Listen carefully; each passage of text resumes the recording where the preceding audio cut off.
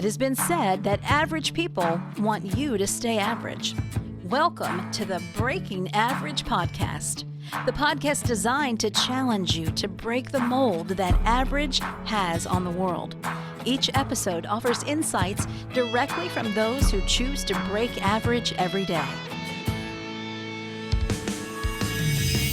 Now, for the latest insights, here are your hosts, Paul Gustafson and Mike Harbour.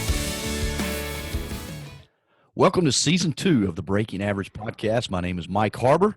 Joining me today is my co-host, Paul Gustafson. Hey, Paul, how are you, my friend? Mike, I'm doing great. Fantastic to be with you once again. I can't wait to get into the discussion that we have planned today. Yeah, this is going to be awesome. Again, as always, joining us in studio also is Rick Morris and Diane Kane. We're excited to bring them in on the conversation around breaking average. We're continuing in our new season, Paul. Season 1 was the Transformational Leader podcast, but we're continuing to grow this new podcast called Breaking Average. Why don't you tell us a little bit about Breaking Average, Paul? Yeah, it's really our heart's cry, right? All of us who produce this show, and there's others who aren't even part of what you see right now today, have this desire to break average, that are calling on life as leaders, as contributors to the causes that we're a part of, is not to settle for average, but to break average. And so we realized as we interviewed, I don't know how many different leaders over the last couple of years, actually the last 7 years, even before we did the podcast, that the common denominator that we see with leaders and what they're trying to do with the tribes that they lead is they're trying to break average. And so we wrote a book about it called Breaking Average. But we realized that it's, what we put in a book is not enough. What we need to do is have conversations on this. So books are great, and I'm a big reader of a big fan of reading books. But I think we've got to have conversations about breaking average. Otherwise, we're going to be settling for average. And so super pumped about it. Super pumped that we have Rick and Diane, Rick Morris and Diane Kane joining us today. And to see our discussion, we wanted to start by sharing an excerpt of a dialogue that I had with Stephen Shedletzky. And now some of you may not know who Stephen is, but you'll recognize who his partner is. He works side by side with Simon Sinek.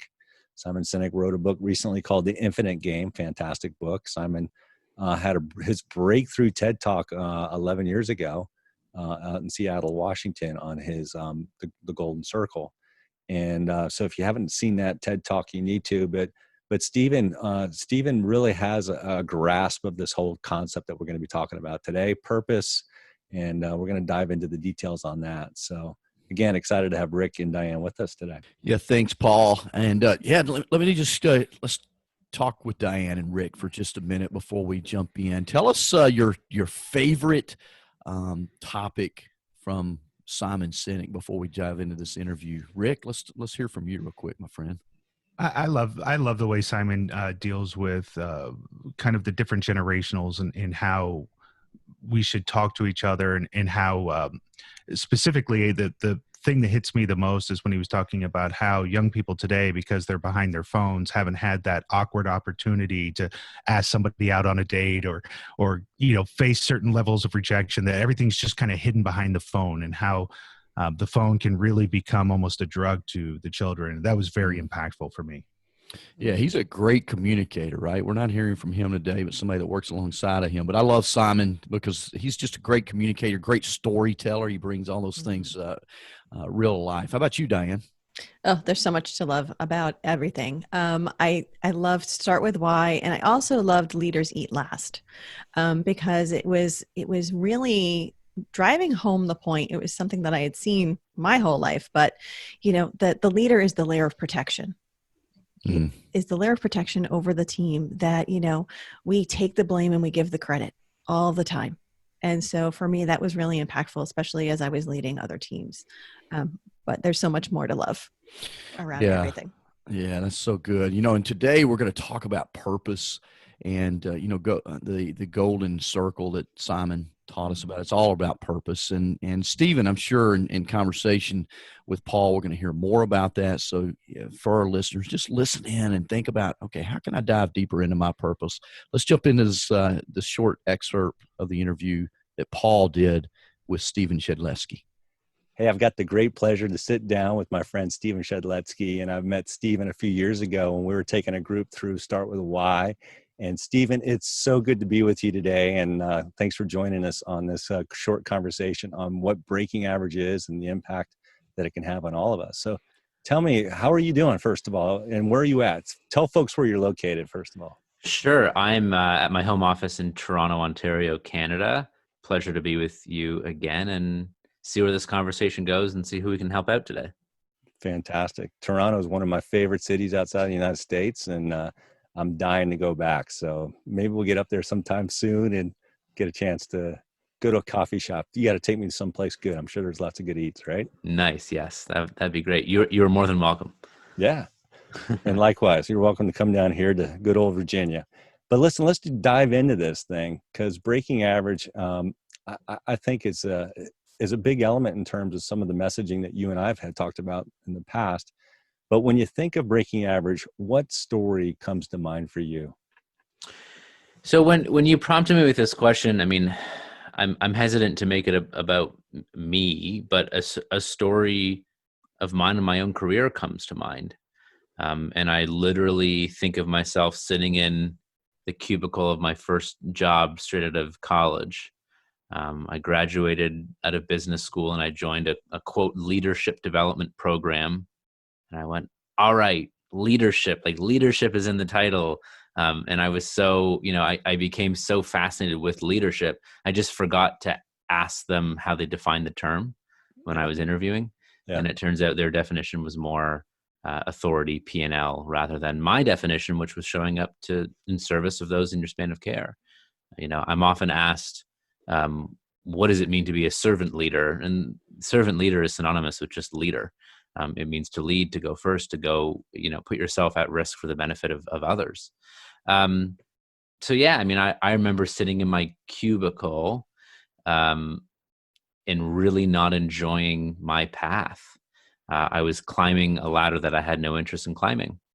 And so I think, breaking average is really around, what do you wish to accomplish that is more than you? It is about service to something bigger than yourself. And so I just remember sitting in that cubicle. It was on my first day of that job, 1,000 people were let go. So I was one of the kids walking in as many more were leaving. And that environment was not for me. And it was the first time in my life where I made a choice in my life or career where things weren't panning out. And I was unmotivated, uninspired, unfulfilled. And the first person I made wrong was me. What's wrong with me, rather than perhaps why is this environment not right for me? And then, I distinctively remember sitting in my cubicle thinking about my grandfather, because he's been a huge inspiration of mine. He was still alive at the time. And I thought, what was my grandfather doing at this time in his life? I was 25 or younger, probably 22, 23 at the time. I thought, what was he doing? He was in hiding in the Polish countryside, hiding from Nazis. Wow. And I went, okay, like, I don't need this. I need to ensure that everything that he endured to ensure that me and my family had a decent quality of life, everything he did and sacrificed, I have to do more with my life. And it's not about me, it's about using my life and career as a vessel to create a better world, and the world that I'm inspired to contribute toward, the world that I'm willing to devote my life and career to, is a world in which the vast majority of us feel inspired by our everyday, feel safe wherever we are, and end each day feeling fulfilled by the work that we do. And inspired, safe, and fulfilled, we need that in this world right now. We definitely need more inspiration. We definitely need more safety with what's going on in the world right now, between this pandemic and between what we're seeing, on the streets of all over the world right now, protesting for humanity. And fulfillment is my cause as well, that we each have strengths and we ought to use them to contribute to something bigger than ourselves. Yeah, that's a powerful story too. I mean, like you said, just based on what's happening in the current world right now, does it give you some satisfaction, at least knowing that, hey, wow, I think I got my why right? How comforting is it to know when you have your why right, when you wake up, you realize, okay, look, I know the world's in chaos, but at least I know what I'm here to do. Absolutely. Yeah. The beautiful thing about a why is it's affirmative. You know what the world you wish to move toward. And so even if things around you are chaotic or uncertain, what you do can change, but why you do can always remain clear and constant. So you can always find ways. Like the definition of pivot means that you move around a central axis. And so what we pivot around is purpose, is why we do what we do, or this vision of the world that we wish to advance. So yeah, Simon Sinek, our founder, taught me that he doesn't measure his age by his actual age. He measures his age by how many more years he should have left. Wow. So, I'm in my mid 30s, I hope to have at least 30 or 40, maybe 50 more years of productive years in my life. And so when I come from that perspective, I'm like, okay, I got time, more to do, it gives me calm rather than anxiety of what I'm not doing or how much more I have to do. And I love that perspective because it puts you looking through the front windshield instead of the rear view mirror, right? So how easy is it for us to kind of get caught up in all the good things and the accolades and the successes we've done in the past and forget about, oh, wait a minute, there's still some great opportunities in front of us, right? Yeah. Or the other thing I'm experiencing right now is because there's just so much on and it's stressful and uncertain times. I got my 2 kids at home, just things are hard. There's not a lot of certainty. There are times when I'm super uber productive and I'll go for days and days of just like 12-hour days on from 9 to 5, plug back in from 8 until midnight. I'm just go, go, go, go, go. And then there are times when it's more of a slog. And I'm finding that I'm paying attention more to the things that I'm not doing rather than the things I am doing. I'm actually like, I've had a productive day today, but I'm in one of these like slower slogs that I'm only paying attention to what's on my to-do list rather than what I've already crossed off. Yeah. And it's just, it's interesting. And I think, the experience of these times just makes the learnings that we can experience more intense and more clear, which is I'm actually enjoying. Yeah, that's true. And what are some of the things that you do? I mean, I think we all go through that little slog where maybe we're making that progress, but then a day later or 2 days later, we're like barely moping through, right?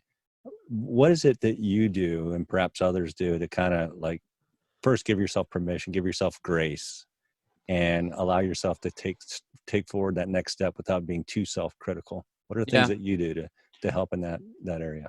There are a few things. So I'm working a lot on my narrative. So when I'm sloggy and slower, I begin to tell myself maybe my mind and body know something more than I do. Like maybe it's just saying pace yourself.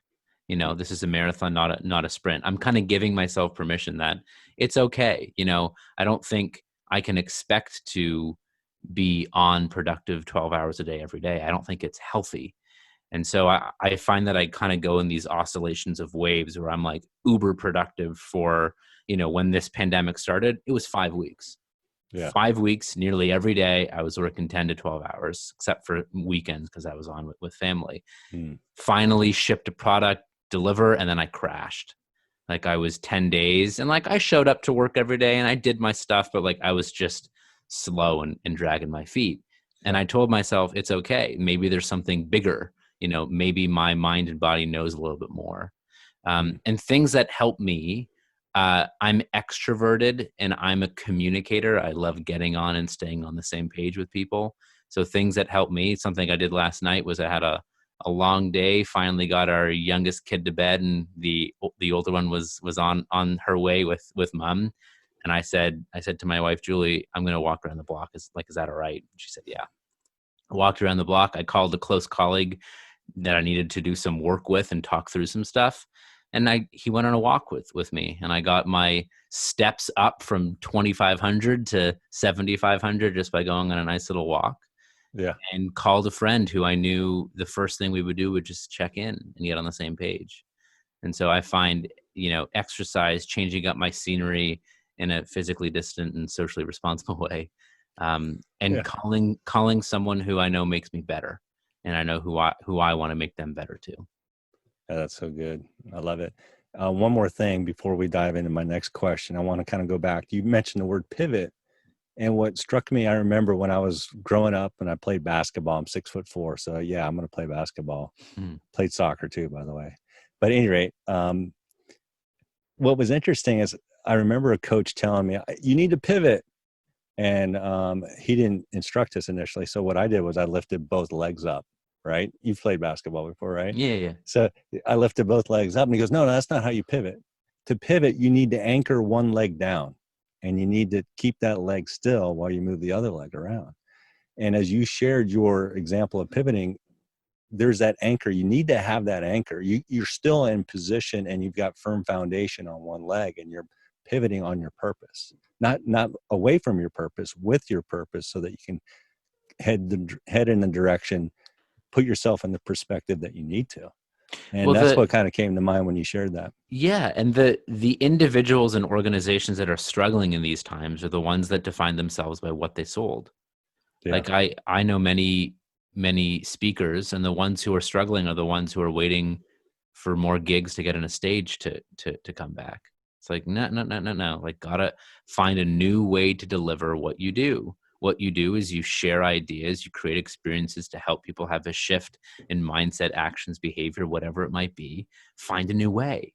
You know, if you sell cruises, you should probably reconsider your strategy right now, because the answer is not sell more cruises until regulations say that we can't send them out. Like, are you about experiences? Like, great, find another way.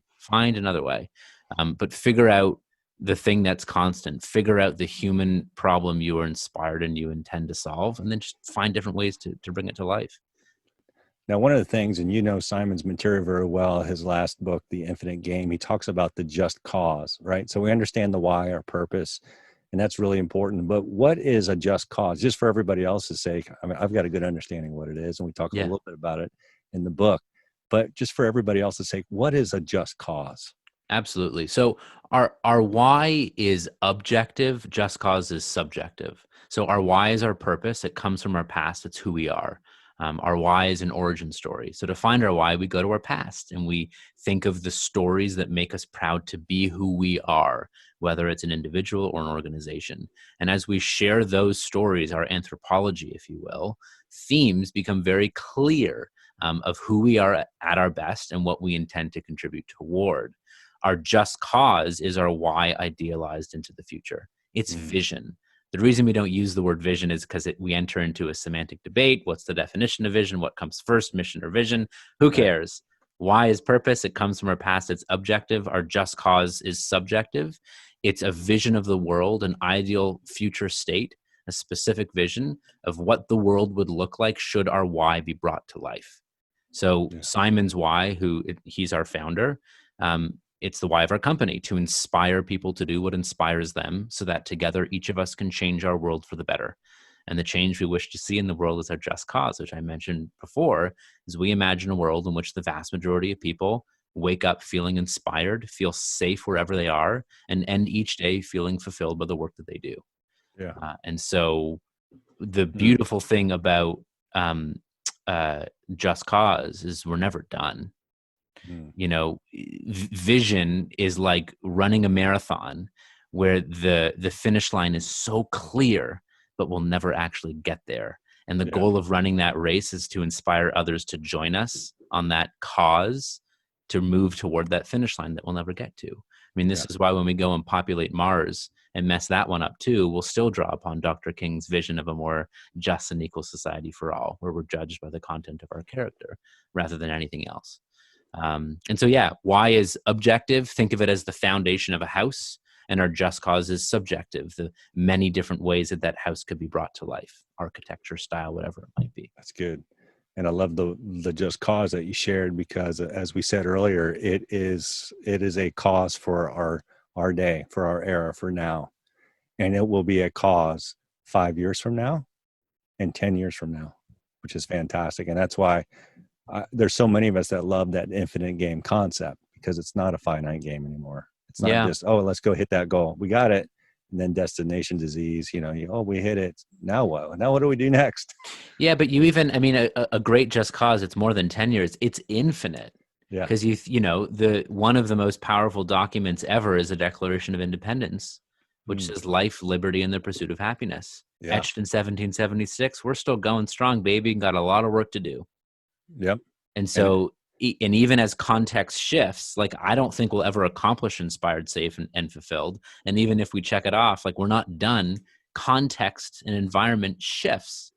And so, yeah, it's, you know, it's bigger than 10 years. If it's a 10-year vision, I think that's just a mission, because you can accomplish it. Vision to me is having such a clear picture of what that finish line of the marathon looks like, but knowing you'll never get there, but you hope to inspire the next generation to carry that torch forward. Yeah. And you mentioned two things that I think are really important: the Declaration of Independence, the founding fathers, the vision that they cast, that was something that was going to be beyond just their lifetime, right? That, hey, they're casting a vision for the future generations. Martin Luther King, whom you've also mentioned, it was funny, very, very ironic. We did a vision podcast a couple of weeks ago. So I went back and went through his speech prior to everything that's going on in our world right now. And his speech just blew me away. And I went back and listened to it again just recently. And I'm like, he's prophetic. He's laid this out before the I Have a Dream segments. And that's beautiful, beautiful. He lays out something there that is just absolutely powerful and prophetic for our time and era. And wow, what's encouraging as you're sharing is we get an opportunity to do that too. We may not be Martin Luther King or Thomas Jefferson or George Washington, any of those folks, but we're who we are with a why and a purpose and an ability for us to cast a vision, a just cause that is beyond our generation. We can be, you know, somebody said, hey, the question we should ask ourselves, are you going to be a good ancestor? And I'm like, wow, that's a good question. And it comes down to that. Down to that. And we don't need to all be visionaries. Like, some amongst us, you know, have vision. Yeah. You know, Elon Musk, Malala, you know, Richard Branson, MLK, Steve Jobs, you know. But like, I don't need, like, you know, I'm more Y type than I am how type. Like, I'm more ideas and creativity than I am about execution. I can still execute, but I'm more Y type than how type. But I got my order. Like, Simon has put into words the very clear vision of the world I wish to live in. And there are others: Adam Grant, Seth Godin, Brene Brown. These are the thought leaders that I choose to follow because they put into words, yep, like, that's where I want to go. That's the picture on the jigsaw puzzle that I'm trying to solve, and I have a piece. So I think the big piece is, you know, when talking about vision, we don't all need to be visionary, because if we are, we wouldn't get a lot done. We just need to find the visions with which we identify. That's good. And then and then take our piece of the puzzle and help solve it over and over again. Yeah, one of the things we did in this book, Breaking Averages, we talk about vision, but we talk about the third element of it is that we have to deliver on it. You know, we have to. It's one thing to define it and to declare it, but then you also have to pursue it, and that's what you're talking about. Which doesn't mean you have to do it all, and in fact, you can't. And I know that another one of the principles in the book is collaboration. We need to do it together. Yeah, you know, because as individuals, we're junk, but together we're remarkable. That's the power of our species: is we can form trust, cooperation, and diversity of strengths and experiences. You know, we have similar strengths and we have different strengths, and together we're more powerful, particularly as we're moving towards a common vision of the world we wish to live in. Yeah. So speaking of the factors, you mentioned collaboration. Is that of the 7 that we have, is that, I mean, I think they're all great, but what's the one that really stands out for you that, you know, of those 7? Is it collaboration? I mean, yes, all of them. I mean, I don't know if there's one. Yeah. I mean, it's kind of all. Yeah. Like, you know, when I look at vision and collaboration and like, it's, I don't know. I don't have one that I'm like, ooh, that one.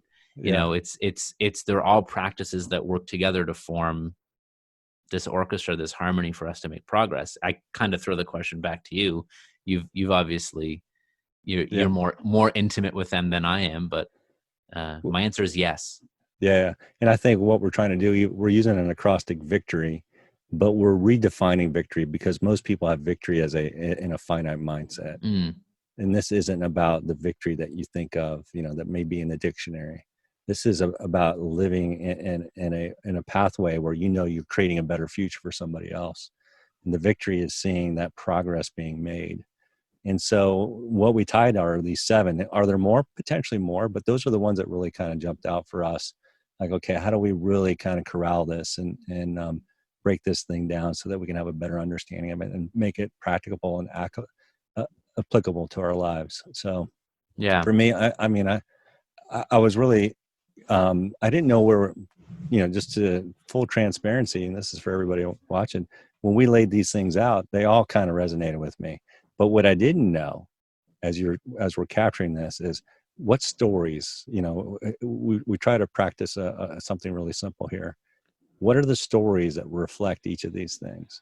And from there, the stories kind of brought out new elements to it that I thought were really powerful. And then we began to see some things that I thought were impactful. The one that I wasn't sure of initially, for example, was the yes factor. Mm-hmm. And then once we laid that one out, we're like, oh my goodness, this one is so powerful in terms of really helping that team pull together, in terms of having the buy-in with everybody. It's not just ownership. It's also understanding the impact that we can make. So I would say, it's hard for me to pick one myself. So yeah, I like them all. Good. So one last question before I let you go, or two. One's real quick. The other one is, based on everything you've learned, Stephen, what's one tip or challenge that you'd like to share with everybody? Well, I love the way, Paul, that you just defined victory, that it's not a selfish, self-interested, be on top and stay on top pursuit. It's about, a rising tide lifts all ships. Yeah. And like some of I'm thinking of Elon Musk again, when Boeing said that the first spacecraft that will land on Mars will have a Boeing logo on it. You know what Musk said? Do it. Like, he doesn't care who's first. It's not about first. It's about progress. Yeah. And so, we have a section in the bookstore called self-help, and it doesn't really work. If it worked, it would stop growing. That category, Yeah.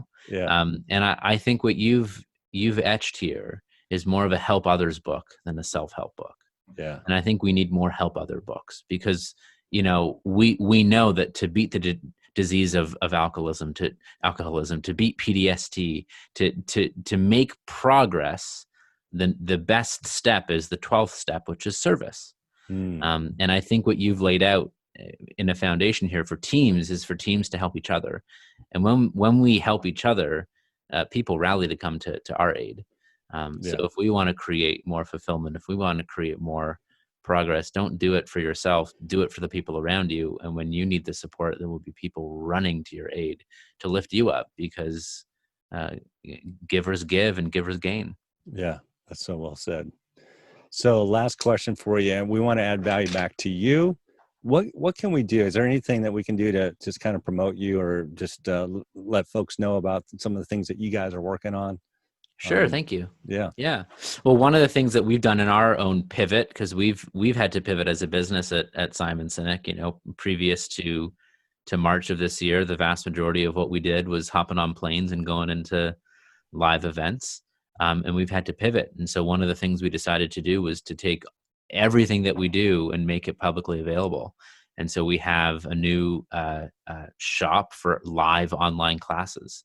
So for anyone who wishes to find their why, or learn how to build trust behind a computer, or pivot during these times with purpose, we've created a new business, a new shop for anyone who wishes to work on themselves and take care of the people around them in this time.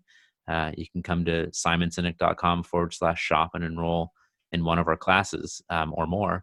And one of the best things as well is many of them are pay what you can. So if now's not the time where you can afford the dollar price of investing in yourself, you can do it for $0 for now, and just keep coming back and doing it for you and doing it for the people around you. Well, that's fantastic. So first of all, give the URL again. We want folks to go there. Yeah. simonsinek.com/shop. Yeah. So guys, check out the link there. And if you were going to pick one, because I know I was there a couple of weeks ago, and I love the selections. But if you were going to pick one, Stephen, which one would you pick for our listeners, especially if they want to take it to the next level? Sure. I mean, I'm biased around our Jumpstart Your Why program. And even if you feel clarity of your why, it's a great way to meet in community with others who wish to find and make progress with their why. It's a pay what you can class, and it's a nice jump start, a nice jumping ground. And then we're building more around that why path. We're launching a number of infinite game classes, and we're going to keep adding more and more and more new instructors, new topics, and really designed to help us get through these times with greater intention, greater mindfulness, and greater togetherness, even though many of us physically can't be, but we still can be socially connected because we need to take care of each other. Yeah, so good. Well said. Well, Stephen, thanks again for your time today. And, you certainly have added a lot of value to us, and I appreciate it. Thanks, Paul. Likewise. Right. Hey, wow, what a great interview. And I love hearing from Stephen. Everybody needs a great number two, right? Or a side partner like Batman had Robin. And Paul Gustafson has me, a great number two in the Breaking Average podcast, right? But, we all need others that can join us to help us get better. And that's what Diane Kane and Rick Morris do. They help us get better and breaking average on the podcast. Guys, thanks for joining us. Let's talk a little bit more about what purpose is and why it's important. Diane, let's start with you. Purpose. I used to think it was just this one thing. It's so tied to our why. But what I'm realizing in the season of my life is that it actually shifts. When my kids were young, my purpose was making sure that I was really guiding them well. And I still do as they're adults now. But, that purpose for getting up in the morning and going to work was to make sure that they were provided for. As a single mom for a big portion of my career, that was really my purpose: getting up, making sure that they were taken care of, making sure that everything was moving forward. Now in this new season, it's changed a little bit more. Now my purpose around how I parent has become, I want to be the advisor now, taking the shift off of giving the direction and giving the advisor. So I think people really need to understand that your purpose might shift a little bit. It's not just one static thing, but it's at the core. It's still what's your passion about. And we'll talk a little bit more about that later. Yeah, I think that's so good, Diane. Your purpose really hasn't shifted, though. It's just the way that you get there, right? I mean, you're parenting different now that your kids are at a different stage in life. So I love how you shared that with us. And Rick, I know purpose is a big deal to you. You've got a lot of big purposes in life, and I'd love to hear more from you about why it's important. Yeah, I mean, again, purpose is your guiding light. And when I look at it from a business context as well, it's what wakes you up. And so it also, I think you just said it beautifully, Mike, it evolves over time. What I think happens is that the purpose definition just grows bigger. So Diane, to your point, your purpose is always to be there for your children. Now, how you're there for your children may change in terms of directive or being supportive or advisor, but your purpose is really making sure that their life is really can be all that it can be. For me in business, it started at Xerox. And so I was a project turnaround specialist. So I would get sent into the worst of the worst projects and generally have 2 weeks to figure out whether or not we could solve the problem or how big is the check that we have to write to get out of it.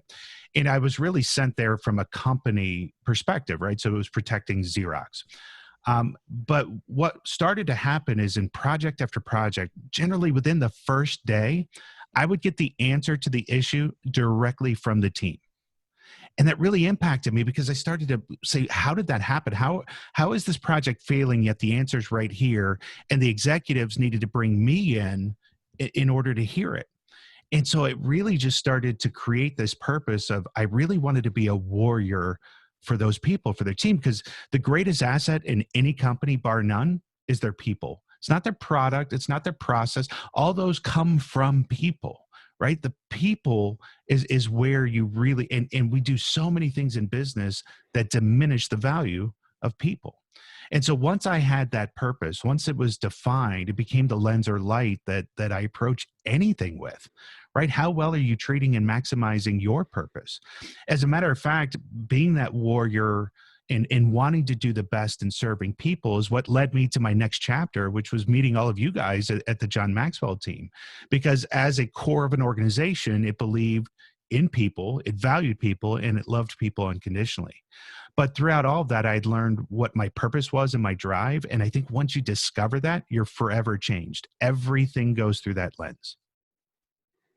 Yeah, that's so good, Rick. I don't even know what you said, because the most important thing you said at the beginning is how beautiful I was. Do you remember saying that? I said you said it beautifully. Not that you're beautiful. But I completely missed everything else because that was so beautifully said.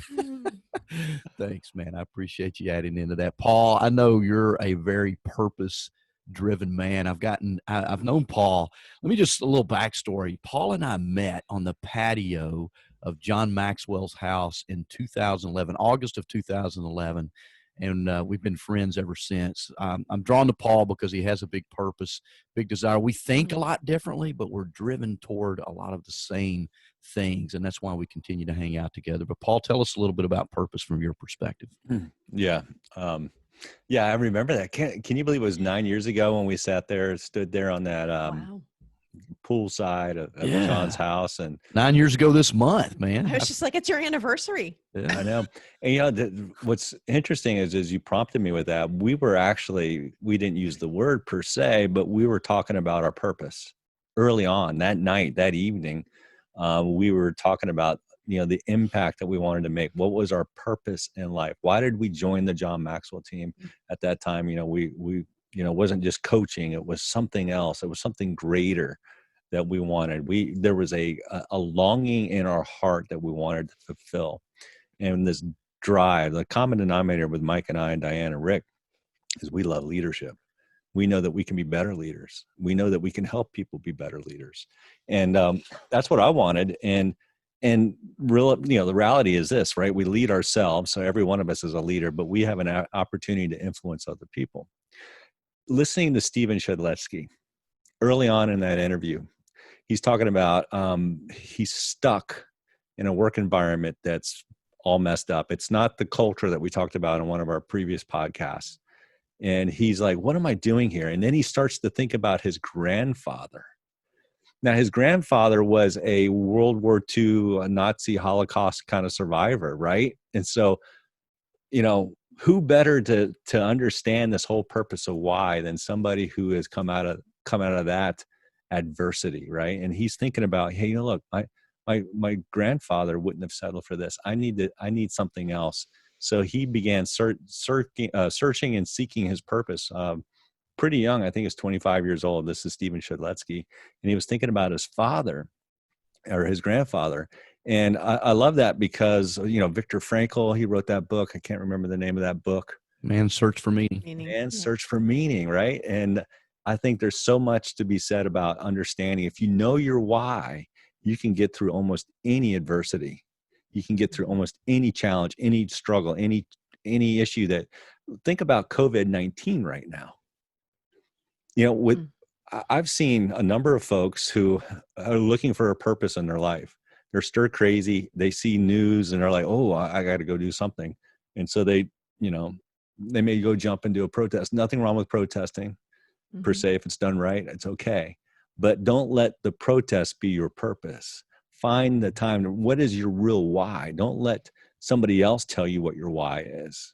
Go and find out what it is that you're intended to do in life. Pursue that.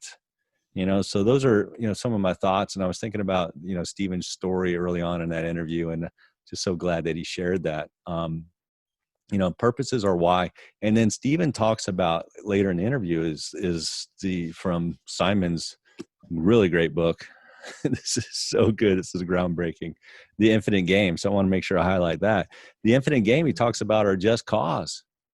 So if purposes are why, just causes are what. And, this just cause, he talks about it, Simon does, that it must be, there's different elements. What's our just cause? It's got to be for something. It's got to be affirmative and optimistic. It's got to be inclusive and open to others, right? Who want to contribute. We're looking for contributors. So when you have a just cause, your purpose is sort of your personal why, but your just cause creates opportunity to invite other people in and be a part of that. It's very service oriented. It's resilient. It can withstand some of the challenges that we have. It's big. It's bold. It may seem unachievable, but it's achievable, even though it may seem unachievable. And it's something that we can stand for, believe in, and I like the optimistic side of that too. It's not something that we oppose. It's something that we stand for and believe in. And I think that's important for us to tie purpose with our just cause. So that's what I think of. How about you, Mike? What's purpose to you? I love everything that you shared, Paul, and purpose is the key for getting us up and going, right? I think Diane talked a lot about family earlier. Purpose is the reason we do what we do. It's the reason I do what I do. As a father, as a husband, my purpose is to lift my family up higher, right? That keeps me going. It drives me toward a vision I have for them. As a leader, it challenges me. It's a challenge for others to be more than they are now. I mean, I think that's where I see my purpose in life as a leader, is to challenge others to be more, to be better leaders. As a podcaster, and what we're doing on the Breaking Average podcast is to spread the message of breaking average from my own life, sharing from my own life, where I've done that in my own life, in hopes that it inspires others to break average in their life, no matter what role that they're playing. So purpose is what gets us up every day. Rick mentioned that earlier. It's what gets me up, fired up, and ready to serve. And I think that's the key for me, right? If without a purpose, we're simply following others. And we're not necessarily serving them, we're just following them. Without a purpose, we may get caught up in a cause that doesn't really serve a greater good, but may destroy a greater good. Paul, you mentioned something around the protesting and things that have turned into more rioting, and it's not serving a greater good, a greater message, but serving someone else's destructive cause. And I think without purpose, we become selfish, and it limits my positive impact on the world and on others. So I think purpose is the key to help us serve a greater good, to serve others in a greater way around us. And I think that's why purpose is so important. Let's transition into, this idea for us. Our goal is not to just talk about purpose or talk about any other topic that we share on the Breaking Average podcast, but more importantly, how do we teach that, and then how do we transfer that? Because that's the true essence of leadership, right? We all learned that from John Maxwell. Leadership is influencing others. And so how do we teach this idea of purpose and then transfer this idea of unlocking purpose in the lives of others? Diane, why don't we jump over to you real quick? I love that we talk around purpose and why the same way. It was Scott Fay, one of our John Maxwell team mentors, that helped us kind of talk about how do you find your purpose? And he had us ask those three questions, what makes you laugh, what makes you cry, and what makes you sing?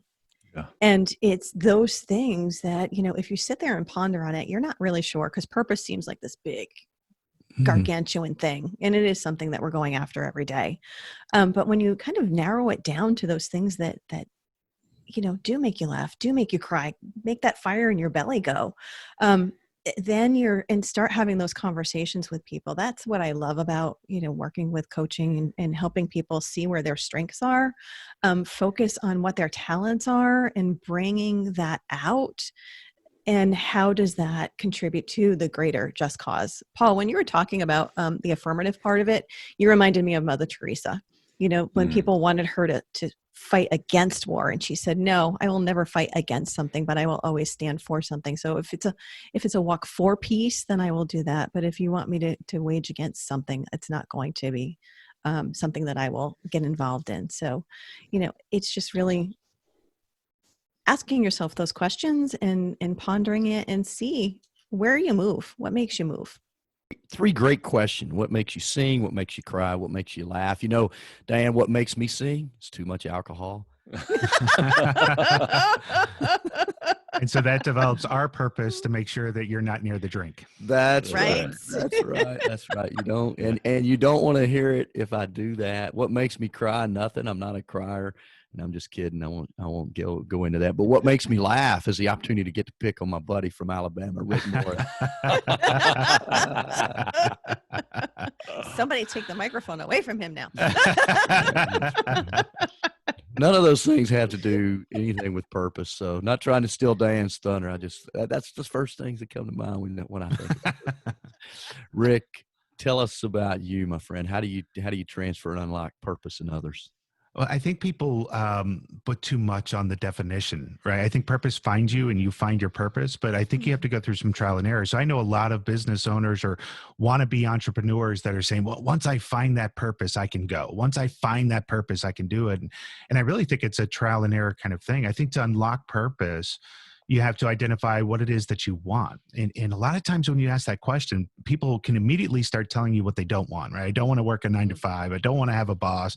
I don't want to have to worry about bills, but that's not what you want. That's what you don't want. So what is it that you really want? And I think that journey then can take you to your purpose. You know, we're all flashing books up. The one that's always in arm's reach for me is Think and Grow Rich, right? And on the chapter of desire, it helps you deliver and develop your mantra. And my mantra is actually taped right here to my monitor, but I want to talk about that for a second, just be personal about it and authentic. When I first wrote this mantra, it's interesting, the mantra hasn't changed. The meaning and purpose behind the mantra has changed. So it was to have $2 million in my bank account free and clear, because Think and Grow Rich talks about a specific amount of money in a specific time, through the sale of online products by March 2024.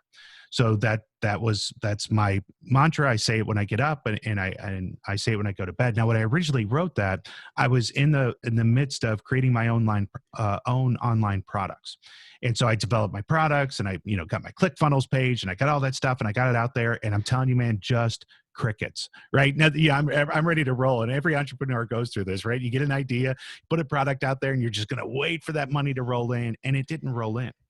And I really kind of missed the mark on that first go round.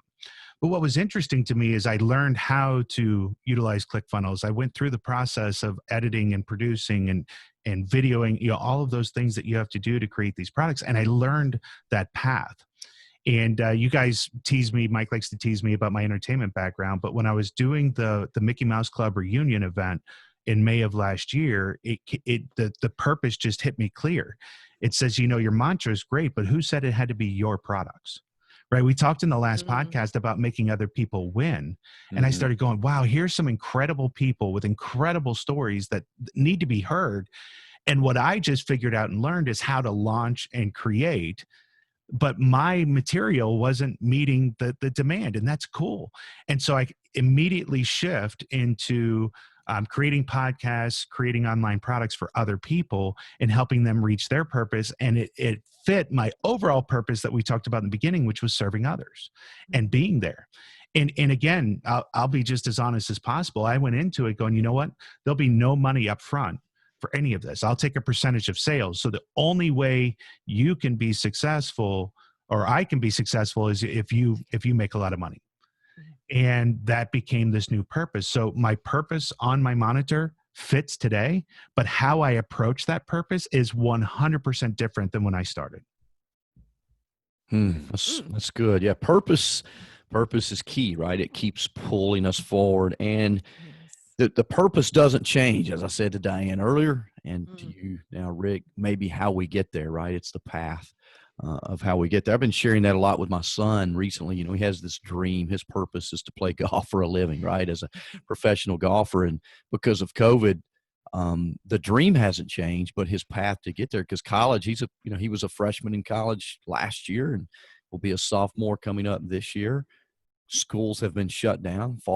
Certain fall sports have been shut down. So he's not getting to pursue that dream on a college path. So his path is different. The dream has not changed. And that's what purpose does, is continue to pull us forward even when the path shifts in the way that we get there. Paul, I love your thoughts around purpose. Would love to have you share with our listeners this morning of how they can unlock purpose in others. I'm just enjoying this conversation. Boy, man, this is so good. I'm so glad that we have the technology where we can come together despite our geographical distances and be able to share on this topic and the other topics that we highlight. And I just want to encourage folks, connect with any one of us, connect with Diane, connect with Rick, connect with Mike, and we would love to hear from you. And so we'll make sure in our show notes that all those means to connect with us are out there, because it kind of drives to what our purpose is. We again want to add value to other people. That's a common denominator that we have amongst the four of us, and perhaps you as a listener have that desire too. I like how Simon talks about how purpose, or Simon and as well as Stephen shares that purpose is an inner journey. It's an inner journey, and it's our origin story. So when we take the time to really explore where we've been, the lows and the highs, and we begin to see sort of the impact of what's happened, then we get a little bit more clarity. We can actually leverage a little bit of our past. Not that we want to live in our past. We don't want to be historians. We want to be history makers, as Mark Miller talks about. But we can use our past to be able to understand our why. And it's objective. But this just cause is a collaborative journey. It's subjective. It's infinite. It's infinite. And I like that, because when we have a just cause, when we have a purpose, like Mike said, it's pretty much locked in. We understand what our why is. Then when we move forward in our journey, we know that there are going to be moments where we have to pivot. We have got to pivot, because if we don't, then if we are so fixed on a specific plan to get there, we may not actually get there. We have to pivot, and we've all learned how to pivot here in COVID-19. And I think as in my successes and my failures have been because I haven't been able to pivot properly.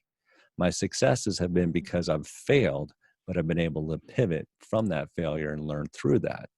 And so we can achieve that just cause. We can get to where we want, and we can invite others in on that journey that really maps with that purpose when we have that clarity. And I love Simon's purpose, right? Simon Sinek, this is for his whole organization, which I think is fantastic. You can take a purpose statement that's yours, but also make it applicable to the organization, the entity that, the business that you're trying to create. So Simon's why, and that's the founder of the Simon Sinek organization, is to inspire people to do what inspires them, so that together each of us can change our world for the better. And that, drives towards a just cause, because it invites other people in. So I just love that example of a purpose, and I thought it'd be appropriate to share that here. How about you, Mike? What are your thoughts on this? Yeah, thanks, Paul. It's good. I love the pivot, right? I mean, we all have to pivot, and certainly this is the year of 2020 has been the year of the pivot for sure for everybody. I think one of the keys for inspiring others, like, so we're talking about how do I inspire others to find purpose in their life? How do I call them up to that? I think it begins with authentic leadership. Rick mentioned that earlier. I think first off, as leaders, we have to be authentic and share our own journey, right? I mean, sometimes it took me years to really find my purpose. I was well into my 30s before I felt like I knew what my purpose was. And so I've been able to live more into that as that's become more clear. Certainly the paths have changed from time to time, but as a leader, we have to call people up to more than just earning a paycheck. Like, they don't come to work just for the paycheck, or just coming to work to punch the clock so they can feed their family. And certainly I know those are important things, right? We all need money to feed our families and pay our bills.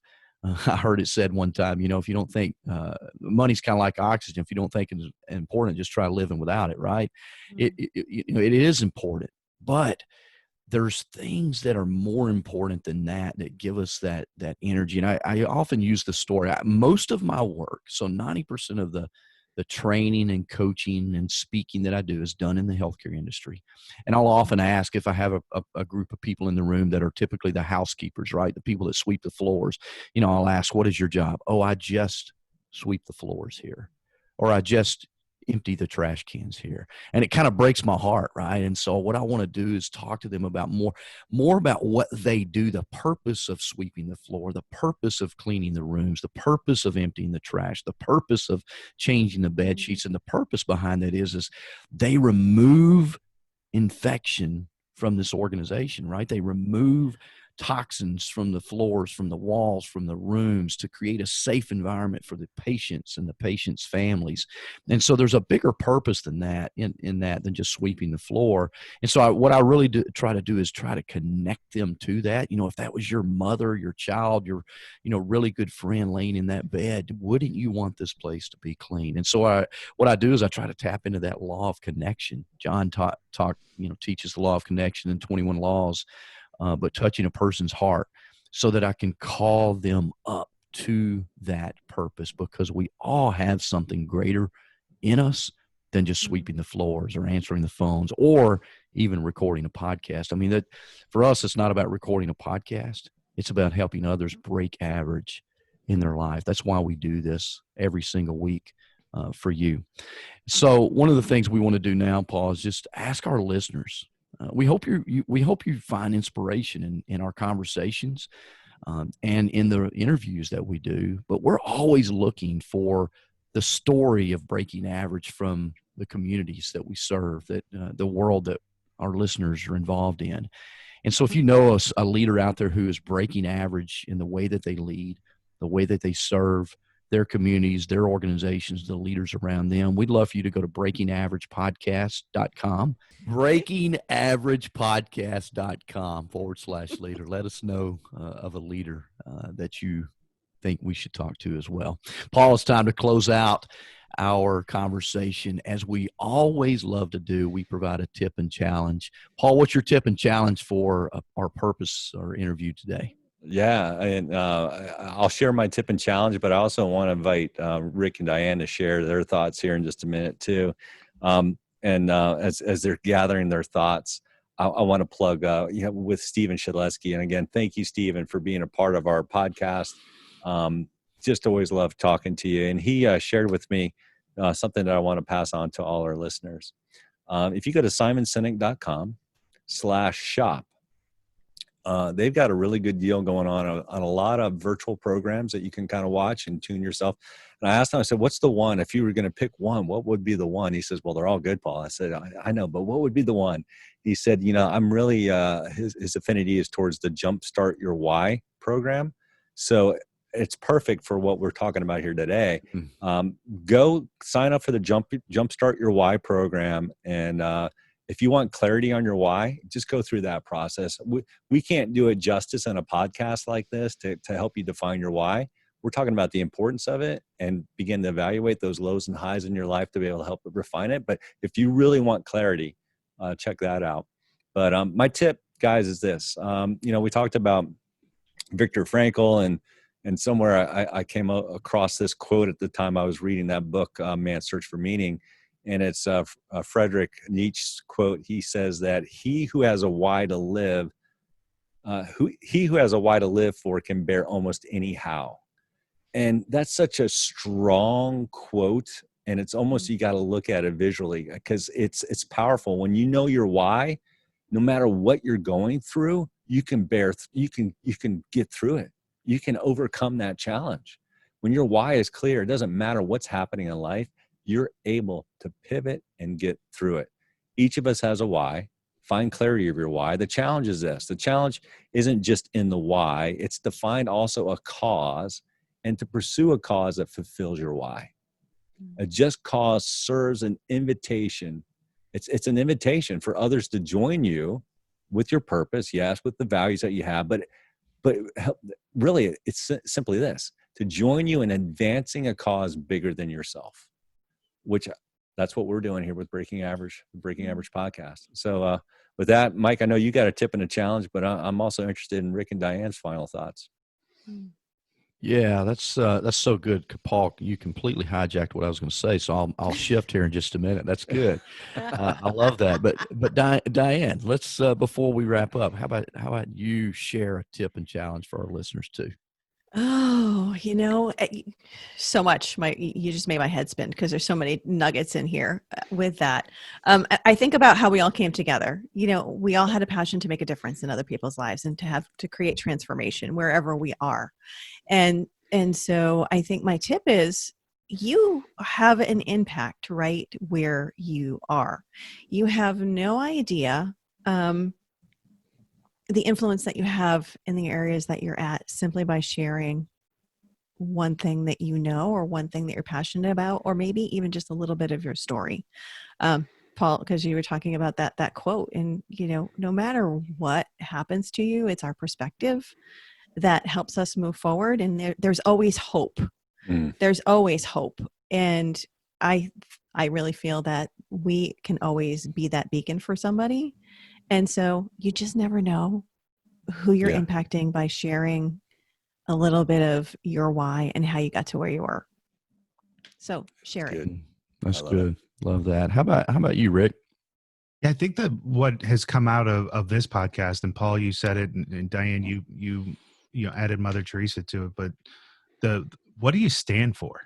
Don't tell us what you're upset with. What do you stand for? Not choose something that you're for, not in opposition of. I think that's so powerful in this day and age as we're starting to look at, we just get inundated the news with COVID and the protests and everything that's going on.